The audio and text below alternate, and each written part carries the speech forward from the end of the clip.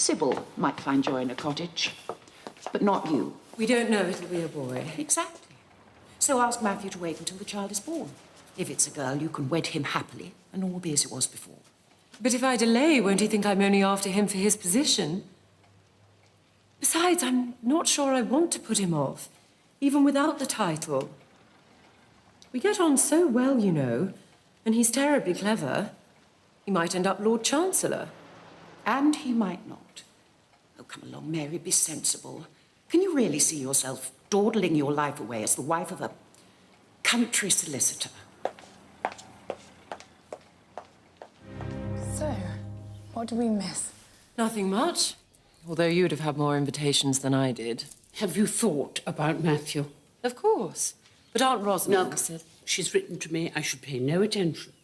But, Granny, she has got a point.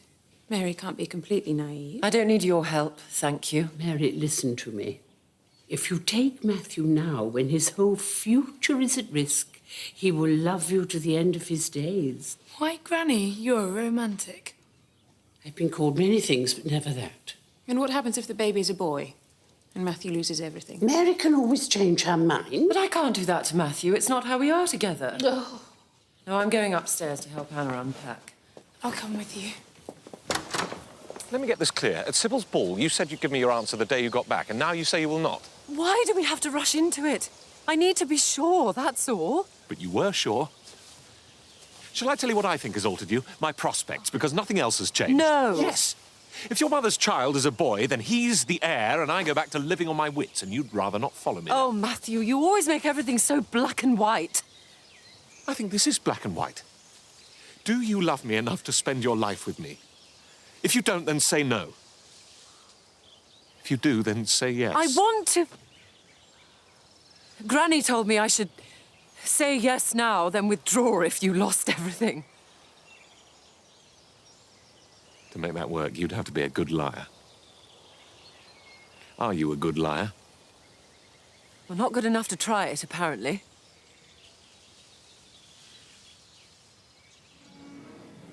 I don't suppose there's any progress on whether or not it's going to turn out well for me. Oh, Tony, I wish I knew. I feel so cruel dangling you and Charles, and even Evelyn, on the end of a string.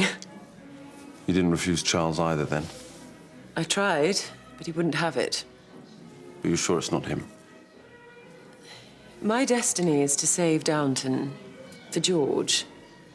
By spending every penny and every waking minute holding it together.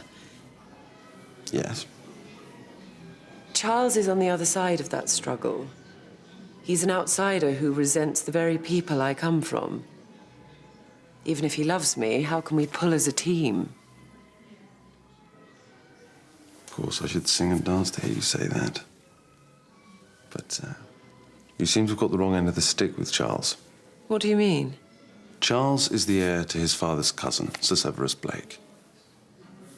He's to inherit the baronetcy and one of the largest estates in Ulster. Charles? But if that were true, surely I would have heard of him. Well, Sir Severus is a distant relation and Charles has always played it down, but he is not an outsider. In fact, he's going to be a lot more eligible than I am. Why did no one tell me this before? Does it make a difference? Well, to know that he and I are on the same side, yes, of course it makes a difference. You sound as though the tide is running against me. Tony, a year ago, I thought I'd be alone forever. That I would mourn Matthew to the end of my days. Now I know that isn't true. That there will be a new life for me one day. And even if I can't decide yet what life that should be, isn't it something for us to celebrate?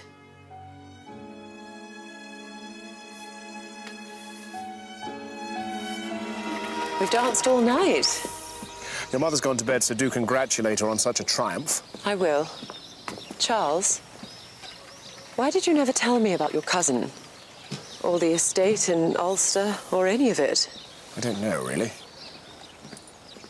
At first, I wanted you not to assume I shared your prejudices because I came from a similar background.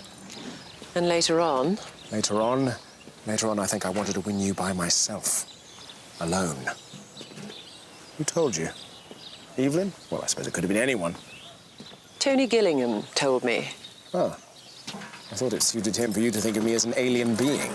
I think he wants it to be a fair fight. Always assuming we're the only two in the ring.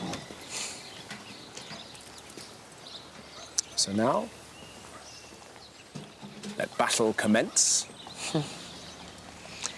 Let battle commence.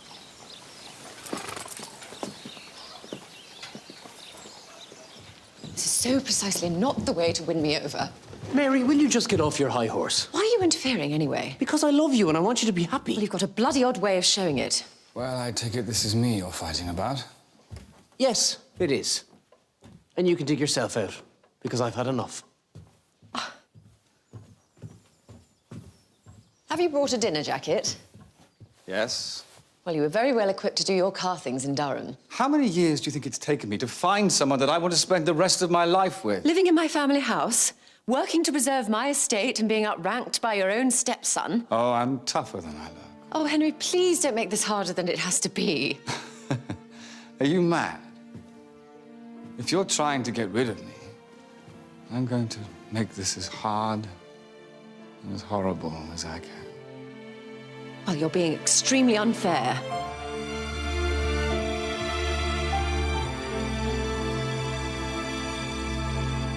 I hope you know what you are doing. She's quite a handful, you know. Who's a handful? My beloved sister. Well, she's beloved by me, anyway. I like Bertie, I do, but when you see them together... Meaning? Only that if Henry were the new Marquis of Hexham, there wouldn't be a woman in England who wasn't setting her cap at him. And what about you? Would you set your cap at him? Because if that's why you're not, shame on you. Oh, stop lecturing me. Excuse me. Mary, wait.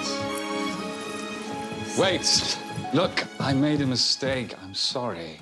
I thought that I could present my arguments more effectively in person. Clearly, I was wrong. I can't bear to be manoeuvred.